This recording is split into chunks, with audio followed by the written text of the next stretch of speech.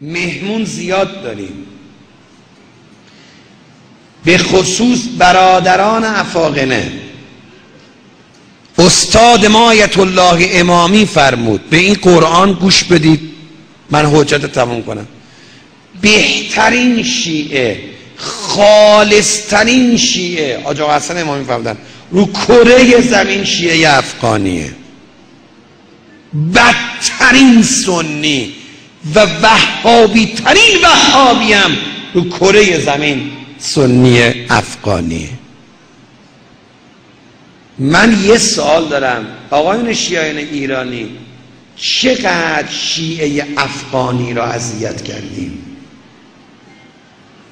چقدر دلشو سوزوندیم؟ چقدر مسخرش کردیم؟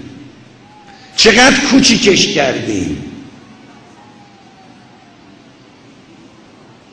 و ما امام زمانی هستیم.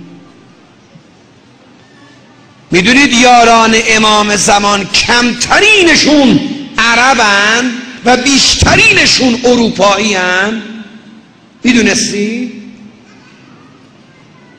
میدونستید یه زمانی اسلام در بین عرب ها بود، بعد افتاد دست ما ایرانی ها و ما ایرانی ها داریم از اروپایی عقب میفتیم و اروپایی ها که دارن مسلمان میشن عمل به اسلامشون از ما ایرانی ها تندتر و بهتر شده و ما به گرد پاشون هم نمیرسیم. به جرم اینکه افغانیه چرا کوچیکش کردی؟ نمیدونسته افغانی تو افغانستان شیعه داره هر روز کشته میده، هر روز داره شهید میده، به جرم اینکه میگه یا علی. برای شیعه قیافه میگیری؟ عرب کربلایی رو میبینی قیافه میگیری؟ عراقی شیعه رو اذیت میکنی؟ پاکستانی شیعه رو اذیت میکنی؟ ما میگیم به سنیش احترام بگذار که این سنی اگر شیعه نشه وهابی هم نشه. میگیم به سنیش توهین نکن، به شیعهش توهین میکنی؟ برات بگم کعبه رو چرا دورش میتابیم؟ کعبه چون علی درش به دنیا آمده است ما بهش احترام میگذاریم و قبله مسلمینه. هر قلبی که حب علی توش باشه کعبه است. دور شیعه علی طواف کن، میخواد عرب باشه، عجم باشه، افغانی باشه، سیاه باشه، سفید باشه، فقیر باشه، غنی باشه. شیعه ها باید دستشون دست همدیگه باشه. داشتم یه رو رد می شدم، چند تا بنای افغانی رو تا میخورد میزدنش، زدم کنار رفتم. آقا چند چی میکنی؟ بنده خدا مشکل جسمی هم داشت. چرا میزنیدش؟